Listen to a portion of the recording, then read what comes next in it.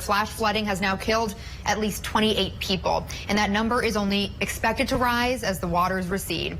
While whole homes and roadways have been swept away, and more than 50 bridges are now washed out, which is only complicating search and rescue efforts even more. Today, Governor Beshear says the number of people missing is still unknown. We know of many others. We know that there are bodies that we are still processing.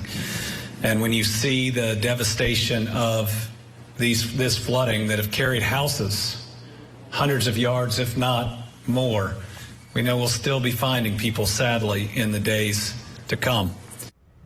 And even more rain is expected in the coming days. This as those who did survive are now trying to recover whatever is left of their belongings.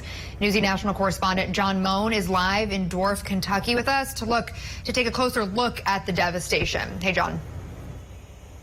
Yeah, we've had some sprinkles of rain here. It's raised the hackles of traumatized locals. I'm in Perry County, both here and next door in Knott County, really the heart of the disaster zone. And again, the governor revising that death toll upward, saying things could still get worse. Alongside the narrows of Troublesome Creek, a destructive path in eastern Kentucky. I lost my mother. Her name is Betty Beaver, and my brother, his name is Bobby Lee Beaver Jr., my uncle, James Miller, and my aunt, Carolyn Miller. The catastrophic floods took 4 family members from Patricia Combs. My mom had, I'd say, 2,000 or 3,000 sets of salt and pepper shakers. My husband found this right here a while ago. It's a Jeff Gordon little doll. I'm going to take it home and clean it up. She looked for what's left behind, trinkets, belongings, and memories. She got out of the hospital the day before and come home to this.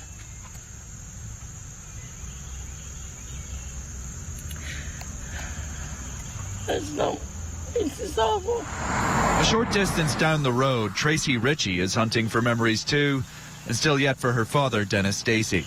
Trying to see if somebody's under there, you know, whether it be him or somebody else's loved one, you know. Stacy is 72, and like many men of his age, a former coal miner. He had COPD. You know, we think that maybe he was just in there when the trailer washed away, and I'm like back here just kind of digging through the trailer debris. Along with his home in Dwarf, Kentucky, others were swept away by the torrent. Well, there were at least 5 trailers in another building that are gone behind us, and my dad's trailer was one of them. On the creek, search dogs help in what's increasingly becoming a recovery effort on the banks and in the water. Penny Steffi of the Kentucky Search Dog Association says the smell of death permeates this valley, not just in the senses, but also emotions. The odor we had found, pulling up the bodies. Kentucky Governor Beshear says the disaster's death toll continues a grim rise, and still many people yet unaccounted for. People have lost everything, and that's if they're lucky enough to still be here with us. Touring through the hard-hit region Sunday, he vowed to help those affected right away. First thing we've committed to is we're going to pay for every funeral. People shouldn't have to go through a reimbursement process that takes months when they're grieving for a loved one. So we're going to reach out directly to them. Saying he'd soften a blow from Mother Nature that robbed many of their loved ones. He told me he never thought water would get in his trailer. You know what I mean? And for the whole thing to just be gone and him gone too, it's unbelievable. What is believable? A recovery effort that may take months, if not years.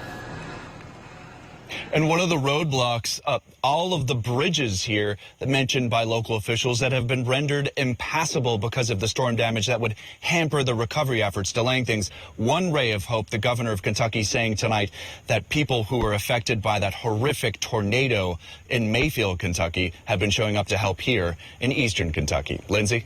All right, Newsy's John Moan in Kentucky this weekend. Thank you so much.